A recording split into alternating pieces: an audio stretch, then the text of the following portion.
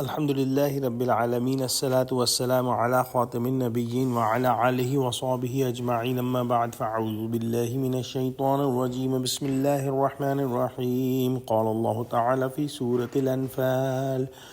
وَإِذْ يُرِيكُمُوهُمْ إِذِ الْتَقَيْتُمْ فِي أَعْيُنِكُمْ قَلِيلًا وَيُقَلِّلُكُمْ فِي أَعْيُنِهِمْ لِيَقْضِيَ اللَّهُ أَمْرًا كَانَ مَفْعُولًا وَإِلَى اللَّهِ تُرْجَعُ الْأُمُورُ۔ ترجمہ: اور اس وقت جب تم ایک دوسرے کے مقابل ہوئے تو کافروں کو تمہاری نظروں میں تھوڑا کر کے دکھاتا تھا اور تم کو ان کی نگاہوں میں تھوڑا کر کے دکھاتا تھا تاکہ خدا کو جو کام منظور کرنا تھا اسے کر ڈالے، اور سب کاموں کا رجوع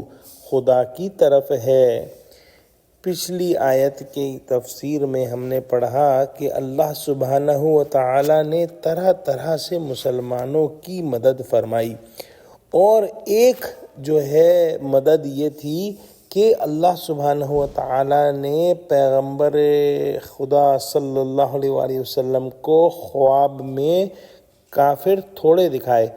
اور مسلمانوں کو مقابلے کے وقت بھی تھوڑے دکھائے تاکہ مسلمان جرت سے لڑیں۔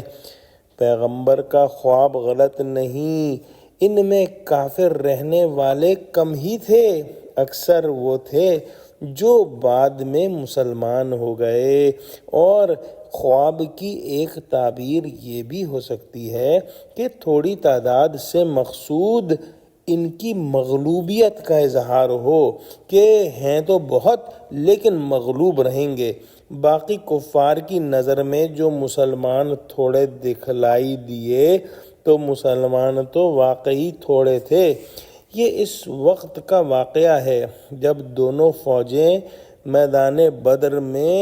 شروع میں آمنے سامنے ہوئیں، پھر جب مسلمانوں نے دلیرانہ حملے کیے اور فرشتوں کا لشکر مدد کو پہنچا، اس وقت کفار کو مسلمان دگنے نظر آنے لگے۔ اللہ سبحانہ و تعالی کی مدد جب آ جائے تو اس کا مقابلہ کسی قسم کا سر و سامان، کسی قسم کی ٹیکنالوجی، کسی قسم کی جو ہے جمعیت اور کسی قسم کی تعداد جو ہے وہ برداشت نہیں کر سکتی، اور اللہ کی مدد ہی غالب رہے گی ہمیشہ اور ہمیشہ رہی ہے۔ دعا کرتے ہیں کہ اللہ سبحانہ و تعالی ہم کو کامل ایمان عطا فرما، اور مسلمانوں کو جو کفار کے ہاتھ اس وقت جو ہے مغلوب نظر آتے ہیں ان کی مدد فرما، آمین۔ وآخر دعوانا الحمد للہ رب العالمین۔ السلام علیکم ورحمۃ اللہ وبرکاتہ۔